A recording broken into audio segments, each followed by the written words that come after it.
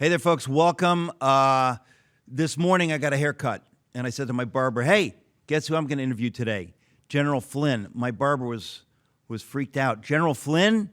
I said, yeah, General Flynn. They're doing a reboot of Miami Vice, and he's starring in that, and he's on the set of Miami Vice right now. General Flynn, welcome. That's right. Hey, Eric, how you doing? And again, it's great to be back on your show and speaking to your wonderful audience. I got to tell you, you're in the position, you're one of those people who give a lot of us out here a lot of hope. So we love you, we respect you, and we're just grateful to God for you doing what you're doing. So I want to talk to you about anything and everything that's going on right now. It's hard to know where to start, frankly. So let me just ask you, what's on the top of your mind with where we are in the nation? Yeah, well, I think that, first of all, again, it is a wonderful opportunity to speak with you, Eric, and your great audience. I think the first thing that comes to my mind this morning, after spending the last 4 days thinking about the founding of our country, especially yesterday, and really reflecting on why we are the way we are and who we are as a nation. I think the sobering reality is that evil exists, and it exists all around us. And I think that people need to understand that, well, they need to understand that evil exists. And there are competing ideologies that we are always opposing forces. And those competing ideologies today really have to do with this idea of globalism. It's more than just communism and socialism and fascism and imperialism and all the isms, right? All the ideological factors that exist out there. It's really about freedom, and that's really who we are as a nation, and we're the last bastion of freedom on the planet right now. That's very clear. There is no doubt about that. Versus this idea of global, the sort of the globalists that are out there. This small group, and I say small. There's a fair number of them at an elite level, but this small group of elite globalists who absolutely and firmly believe in their convictions for the way that they want to take this world, Eric, are very real. And it's the World Economic Forum, and there's other aspects of that. But this is a very real period of history where frankly, the world is competing, the freedom-loving world, which we are the pointy end of that spear. The United States of America is the pointy end of that spear and have been for almost 250 years now. But we are competing against this group of people that wants to, and I'm not gonna mince words. They want to enslave society. And they want to enslave societies, plural. So, there was a time, I don't know, probably back in the early 60s where there was a Russia and China split, okay? And the split occurred because China went in a direction that was sort of what they called communism with Chinese characteristics, okay? And Russia was still the dominant Chinese, or the dominant communist ideology, the dominant communist nation on the planet. Well, now I hear people talking about America being essentially a communist or socialist state with American characteristics. I mean, there are people in our government that are talking like this. So, well, yeah. To be clear, to kind of clarify. I mean, you're doing a great job of that, but we've never faced anything like this, ladies and gentlemen, in the history of the world. This is not the American founders' vision versus George III. This is the American founders' vision against a variety of globalist forces. We're talking about the communist Chinese in bed with George Soros and Klaus Schwab and elites all around the world who are at war with the idea of freedom as given to us by the founders 247 years ago. So this is an existential crisis, General Flynn. This is like a war where if we don't win this war, it's game over. And that's why it's so good to have you on, because you're one of the few people who understands this. We've got a lot of just buffoon rhino moderates who are happy to play patty cake with the devil. They don't care. Either they don't get it or they have sold their souls. And so you and a handful of people really get it. Well, I saw, so I'm glad you used that phrase, sold their soul. I mean, there's an awful lot of people in our federal government and elected officials and way down. So now what we've learned, Eric, is from the top level of our federal government, not just, Joe Biden in the White House, but Republicans that are in Congress and principally in the Senate and in the House of Representatives. But it permeates all the way down into our culture. So, when we talk about the idea of intellectual, physical, emotional, and definitely spiritual, those sort of components of warfare. And there's also this other one, I would just call it a cultural war. And this idea of, having the past month of transgender Pride Month, right? I mean, where we're just having this culture that is so indifferent to what we are and who we are as Americans. It is a war. I'm gonna stop you there. We're gonna go to a break. It's a war on reality, and it's a rage against God. We'll be right back talking to General Flynn. Yep. Folks, welcome back. Talking to General Flynn. General Flynn, you were just talking about, you're framing this for us. And I think one of the beautiful things is that evil has so overreached. The authoritarians have so overreached. They've been triggered by Trump, triggered by all kinds of stuff. So in a sense, they have exposed themselves. They've come out of the bushes, and we can see them in a way we'd never seen them before, because and I know they've always been there. There's no more evil in the world today than there was 20 years ago. It's just that now it's out in the open. Now patriots and freedom lovers are realizing, I need to go to war with this. I need to do my part because we are losing our nation. Children's lives are being destroyed. But this has not been out in the open until recently. Yeah, and I think that what's real, and when we look back at like the 2020 election and where we are and sort of who's in charge of the country, all that, what evil, a weakness in evil, okay, a weakness in evil is arrogance. It's like people can go look up the 7 deadly sins, right? I mean, pride, right, as a deadly sin, right? But the weakness of evil is arrogance. And one of the things that, as you just really articulated so well, is this idea of exposure. So the evil that we are presented with, and that is presenting itself to us now, it's so overwhelming, and they have had to expose themselves in such just incredible ways, and this level of arrogance that we see, where it's like you're just going to accept this because we say so. And now I call it inside of the American DNA, inside of the DNA of every single American that is really, when we think about what is an American, right? And we just were reminded over these last 4 days of Independence Day weekend, we were just reminded, again, about who we are. We're a constitutional republic. We were founded by some really brave people, men and women, and they stood up when they knew that they were up against a wall. They knew at that time they were up against something that was so powerful, so strong. And at the time they said, we've got to do this. So now America, now folks, now audience, we are now standing up in another period of history, totally unprecedented.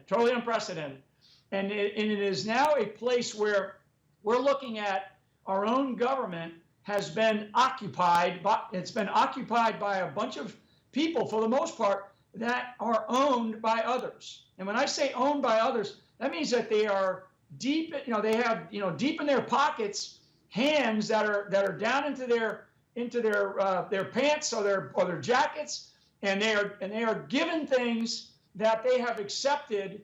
And what that has done is that has changed them from being what they're supposed to be, which is driving, home the idea of law, driving home the idea of justice, driving home the idea of standing up for courage and standing up for accountability. And we have not had We have not been in a place like this, Eric. So now what is happening, and to put it into a more positive light, the American people are now standing up and saying enough is enough. We have had enough of this, and we are not going to allow the country to continue to go down this path. But I do believe, and looking at it from sort of a faith-based perspective, I do believe that it's like God has said to us, I'm gonna put you through this. I'm going to put you through this ugly process where you're gonna see who actually stands up, who actually comes to your aid, right? And I think that it's like something that I learned in the years going through all the persecution that I went through. Friends that you never knew existed show up to your side and are ready to go to war with you.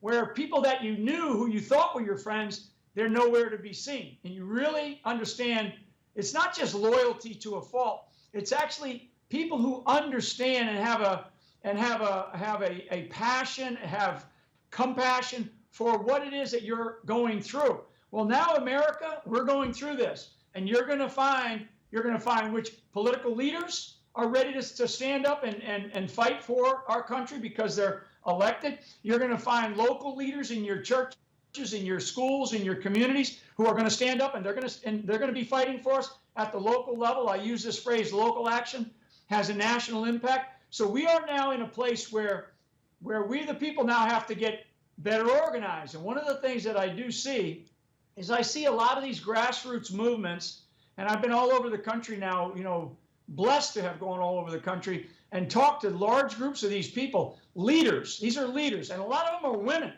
I mean, there's a lot of women out there who are taking responsibility, not just for their children, but they're taking responsibility for their communities, and in some cases taking responsibilities for their entire state. And they're not politically connected. They're not wealthy. They are just people who are saying enough is enough. So as an American, as I stand here today and I talk to you, I actually see light at the end of the valley of the shadow of death, right? Psalm 23, because that's kind of where America is at. And what they want us to do, what the globalist elite crowd want us to do is they want us to come to the end of that valley and fall into the trap that they have sprung for us, right? But we can see the trap now. It's like an ambush. You know that you're walking into an ambush. Well, I know, and I'm telling people, we're walking into an ambush, and we've been talking about this for a long time. And so people now know we're walking into an ambush. So when you see that exit, make sure that it's the exit that is based on your God-given common sense, the values and the principles that this country was founded upon, and some level of accountability. That's all America wants. People want accountability, and people are willing to accept those people who come forward and say, you know what, I've screwed up, forgive me. People will forgive, but we don't forget. We do not forget. And so now we're going into a place here. We have about another year plus, right? We've got let's say 16 months or so to where we walk into another very important light, and that light is 2024 election. And I'm not going to stand here and tell you today that is there a scenario where it doesn't even happen? You're damn right. There's a scenario where it doesn't even happen. That's a discussion for another day. Okay, no, I want to ask you about that. I want to ask you what lies ahead. I want to ask you about your thoughts on President Trump. Ladies and gentlemen, we're just privileged to have our friend General Flynn as my guest. We'll be right back.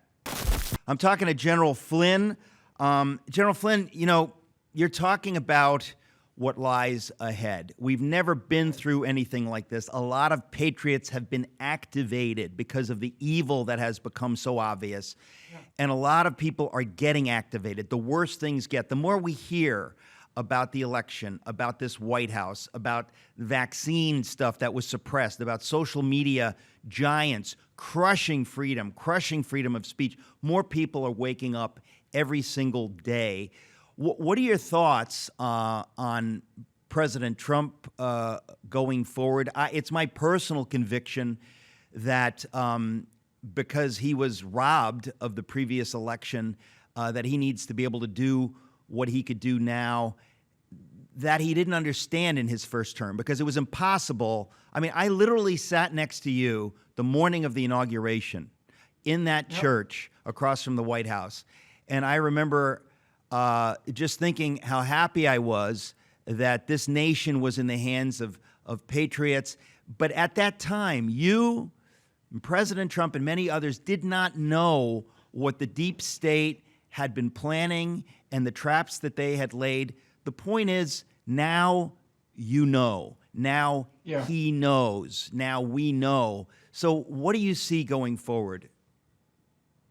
So number one, prior to the election and the election itself, this is 2024 now, I'm going to start using the phrase guarding the vote, guarding the vote. So as a military guy, as a warrior, as a general, you have to plan and you have to put together and pull together all the resources that you have.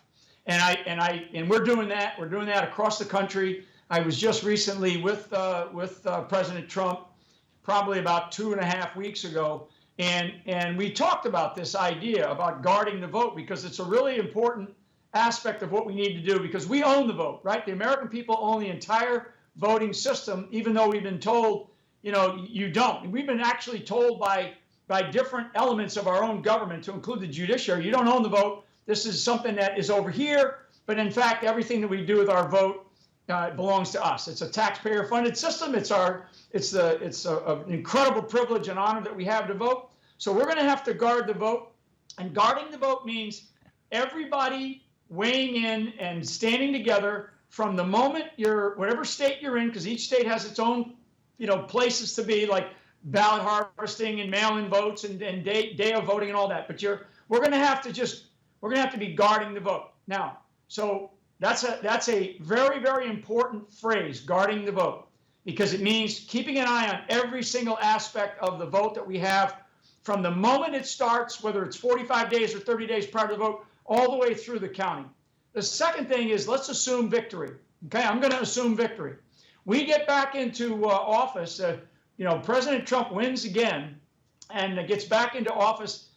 He is going to have to continue to do the things that he did economically and from a foreign policy standpoint, because they were wonderful. He had incredible successes economically and certainly foreign policy. I mean, no first president in my lifetime that never started a war.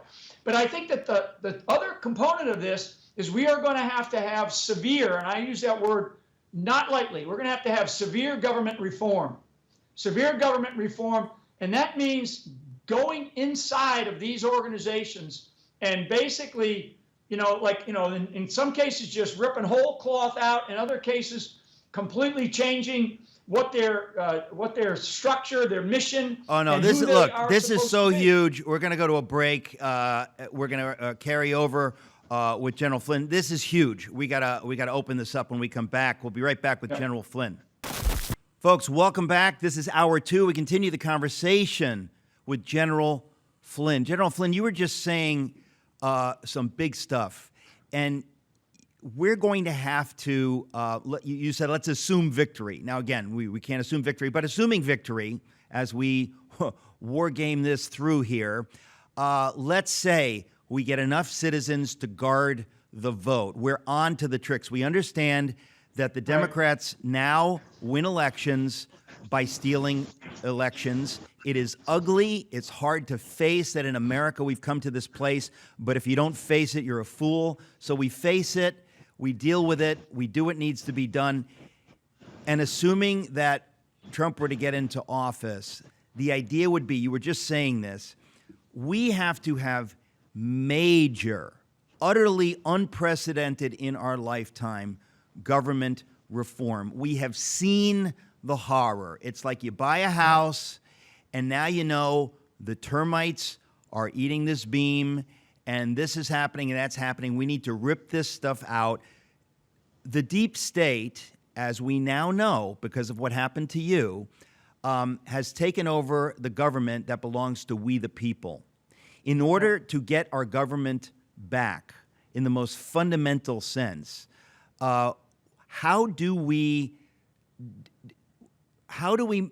get rid of those forces in the deep state that are at war with freedom. Yeah. They're at war with we the people that are militarized politically against what Trump represents, because it's not Trump, it's what he represents. It is we the people, it is the founders' vision. They're at war with that. They're in bed with the globalist elites who don't give a tinker's damn about America on the founders' vision. So what would we need to do, and how would we do it? Yeah, I mean, what they're at war with is our Constitution. I mean, these people want to change they want to get rid of our Constitution. So I mean, a couple of things. There are people in government who just need to be told, thank you for your service. When you go into your office tomorrow, I want you to clean your desk out and turn your badge in and go home and go find a job someplace else. Thank them, but because there's a lot of secretaries, there's a lot of bureaucrats at the lower levels who they're just sort of following along and doing the thing. But there are entire departments that we need to be, in some cases, shut down, like Department of Education. Goodbye. I'll tell you, goodbye to the Department of Education. Jimmy Carter is the one that created the Department of Education. It's a complete disaster. That would be one of the first places. I actually thought it was Richard Nixon who did that. You might be right, but it was a naive time in American politics. That's one of those places you close the door on. The second thing is that, and they're really, and all these things that I'm talking about are simultaneous, and these are not that difficult to do. The other couple of places are the federal component, so Washington D.C. component of the Department of Justice.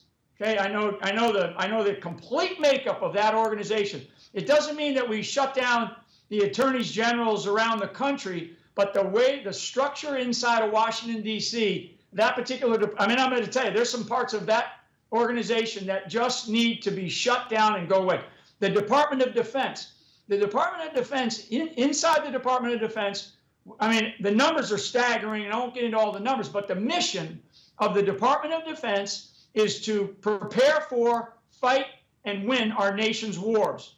And the key word there is win, not participate in these endless wars that these rhinos and there's neoliberals and there's neocons, right? They're on both sides. They love these wars. And that's what Eisenhower warned about when he talked about the military-industrial complex. So those are three big departments, and there are some other components of departments. We also have agencies, activities, and commissions, as well as the intelligence community, right? Because I really haven't, when I talk about like the FBI as an example, the FBI is a component of the Department of Justice. It's a subordinate organization. I mean, the FBI is another organization that could be completely shut down. It is not in our Constitution. We have 900,000 law enforcement professionals around this country. We have them we still have them in the federal level. I mean, Secret Service, the Marshal Service, but we have states and local and city police forces that do wonderful work, and they absolutely can't stand having the FBI show up and say, we're the FBI and we're in charge. So the FBI is another component within the Department of Justice, particularly in Washington, D.C., that needs to be completely shut down. I mean, that's a big thing. That's a big thing. Before you go on, I just want to say, ladies and gentlemen, that is a big thing. That will be hard to do, but I have been calling on Twitter for over a year, defund the FBI. Don't defund the police. Defund the FBI. They are a rogue organization. They're out of control. They were in many ways bad news under Hoover, who was a power monger, unelected, but they did a lot of good work. A lot of the guys, the main guys who were doing the work did good work, but we have seen what has become of the FBI, and we need to take radical action. I mean, the FBI, to be simplistic, the FBI used to have really good cops. Now they've become known as thugs, and that's not a good place to be. So those are a couple of bins within the federal government, and I think that the other big piece is the intel community, right? The intel community, which I have a lot of knowledge of, and inside of the intel community, we have got to break this marble up, okay? This big marble up, and the main, what they used to call them, agates, right? The agates, the big agate marbles. The big one is the CIA, and the CIA is culturally so corrupt, and intellectually, frankly, it's not that good. They have not been right about anything that we have been fighting in for probably the last 30 years. And in fact, many cases, they have caused some of these wars, these endless wars that we were involved in. And it really does go back to a guy like JFK, who rose up. And JFK, I was listening to some videos of him this morning, and I'm thinking to myself, God, this man would be a diehard Republican today, be a diehard conservative today, thinking what we now know the CIA has done. And this is principally the CIA, because there's other elements of our intel agencies that do fine work, but they've also grown too big. So again, what we're going to need, and frankly, it doesn't really require Congress to say, well, we're not going to give you this money or that money. No, the executive authority of the President of the United States, with executive power granted to him or her by the Constitution of the United States of America, gives the full authority for the President of the United States to make any decisions that they want about the executive branch of the United States government. So all these things that I'm talking about are all doable.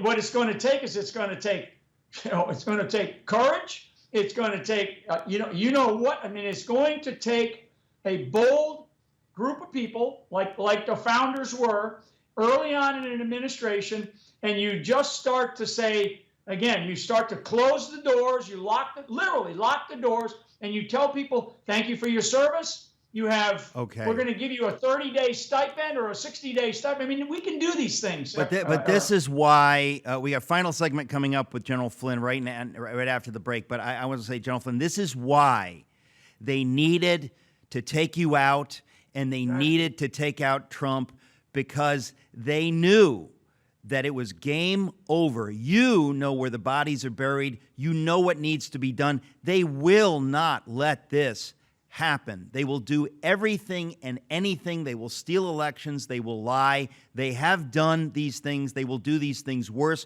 because the level of desperation on their part, they see when you say stuff like this, they know it is absolutely anything goes. They will do anything, including put a bullet in the head of anybody they don't like, as they did with JFK. We are in a war. It's ultimately a spiritual war, folks. We need to pray for this nation. Stand strong. We'll be right back. Final segment with General Flynn. Folks, welcome back. Perhaps you think I'm being dramatic, histrionic, hyperbolical. I wish I were. We're talking to General Flynn. General Flynn, it's heartening to hear you talk, because you understand what is at stake. And I want to reiterate that the reason they knew they had to take you out early on in the Trump administration, because they had to hobble the forces of we the people. They knew that if you were going to be in there, that it was going to be bad. They knew that if Trump were able to do anything that he wanted to do, it was going to be bad for them. So they hobbled him and did everything they could do. We now know everything that they did. We now see it's laid out what they did. It is dramatically treasonous behavior on the part of Hillary Clinton and Barack Obama and whoever else was involved. I don't believe Biden will finish out his term. I believe that behind the scenes, they're going to get rid of him based on the level of corruption that's being exposed right now. And I don't know if they're going to slip in Gavin Newsom or Beelzebub himself if he's available. What do you see going forward in terms of possibilities? Yeah. So I agree with what you just said about Biden not finishing out his term. I think that they're looking for all kinds of ways right now, and I do believe that they have a plan to basically have him and Kamala step down. But there's an interesting thing in the Constitution about choosing a president. So if Kamala becomes the president for a day, then they can actually, it doesn't mean that the Speaker of the House comes in. They can actually choose a person in the interim to be able to come in as the vice president, and then now she steps down. So it's an interesting constitutional process, and people need to go and really dig into that part of our Constitution for the transition of power in the event that a sitting president leaves, okay, for whatever reason, because, for family reasons, right? So one of the things, and I want to take it back to the beginning, Eric, of our conversation at the beginning. Arrogance has exposed their evil. Arrogance has completely exposed their evil. But I want people to understand that evil is very powerful. So evil has a very powerful, aroma, if you will, and that power comes from position, it comes from wealth, and it comes from a spiritual part of our existence that. And I'm not a preacher, but I'm going to stand here and just tell you that what I feel. It comes from a part of our existence where we are apathetic, or we're lazy, or we just feel like, somebody else is going to do it, right? Well, that's why we are where we are, because we have always said, that's those politicians. This is, somebody else will do it, right? Somebody else will get off the couch. Somebody else will step off the curb and get into the way of what's coming. Somebody else will do that. No, folks, you have to do it. We have to do it. If we're going to take this country back, we have to do everything that we can humanly do. And on a given day, like today, I don't know if my priorities are exactly aligned with what I should be doing, but I basically follow my heart. I follow a direction that I feel I need to follow. That's me. That's the way I prioritize my life. And I'm now asking every single American, you now have to figure out what your new purpose in life is, because whatever it was, it wasn't working. You raised great families, you made some money, you live in a nice community, you go to a nice church. But folks, we are very near the end of our existence as a nation, as a constitutional republic, if we don't take this thing back. And so that means that every single person in every single community around this country has to decide what their destiny will be, because the destiny that people choose today will determine the outcome of this country in a very short period of time, maybe a year and a half from now. And so if we don't gain, so physically, right? Physically here on earth, if we don't gain control of our government, we don't gain it back here in 2024, then we're looking at a completely different, we're looking at a different set of circumstances that now and the scenarios that we could potentially have are scenarios that are unimaginable to most.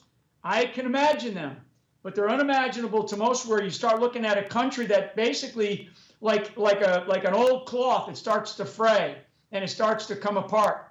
And that's possible if we allow ourselves to continue to go down the path that we're on. Oh, yes. No, it's not possible. It's going to happen. Listen, you said it before. We've been so blessed in this country that we took our eyes off the ball. We did not realize there is evil at war with everything that we have. And we thought, well, I don't need to do anything.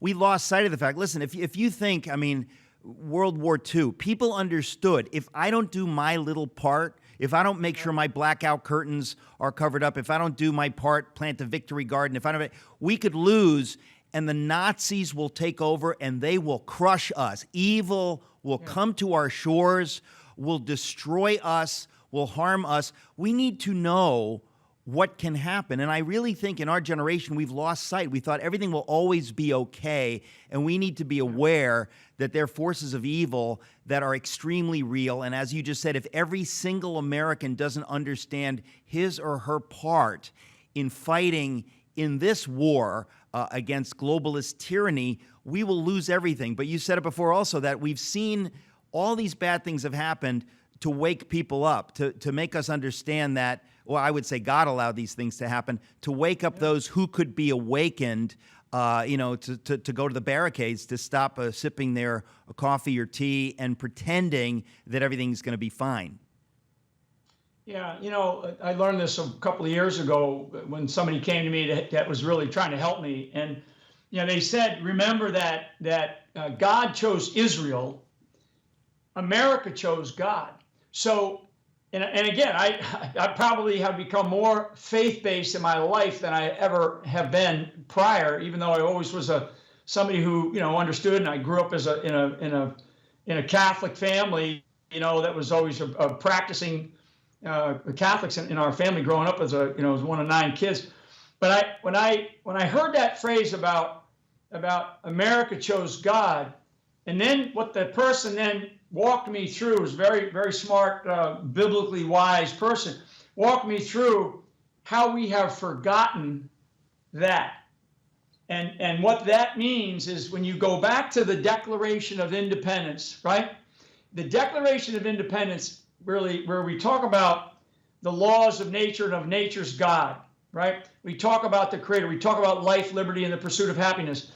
We have been given so much in our nation, particularly over the last 50 years. You speak of World War II. My father was a veteran of World War II and Korea. My parents handed us on a silver platter a beautiful country and said, go work hard, be good to others, golden rule, and just be a good person and work hard and you're going to do just fine. Well, now we've been doing that and we have lost sight. We've lost sight of it. And I am not going to stand here and turn over to my kids or my grandkids that same silver platter that's so tarnished. It's so tarnished. It's got some dings in it. It's bent. And I'm looking at it and I'm saying, no way. I got to clean this thing up. I got to fix this. I got to fix those indentations. I've got my generation, and my generation is right now the oldest generation in this country. If you look at that thirds, right? Like you have my grandchildren, and then you have children, and then you have me, right? And I represent probably actually a large body of millions and millions of Americans who understand what it is that I'm talking about right now, but they don't know what to do. So what I'm asking them to do is to find a place in their own communities and get involved and start to challenge every single thing you see. Don't let people go, oh, well, this is going to be just fine. This politician's doing great. We love this. Everybody loves their local person. Everybody loves their politician. Hey, don't become enamored by these people. Only become enamored by one thing, and that is our faith, and that's our faith in God.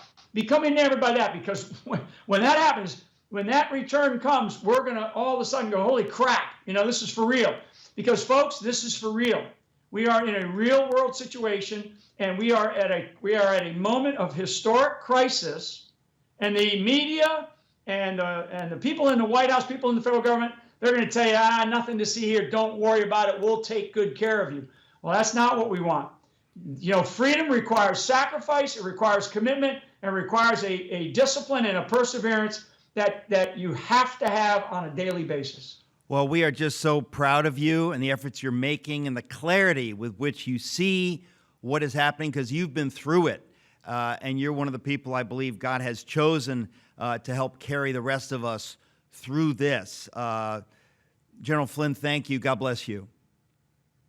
Folks, this is your daily reminder to please go to mypillow.com or mystore.com, and to get huge savings, use the code ERIC. If you don't believe me, here's some celebrity friends. Mama said to use the code ERIC. Use the code ERIC. Eric. Thank you very much.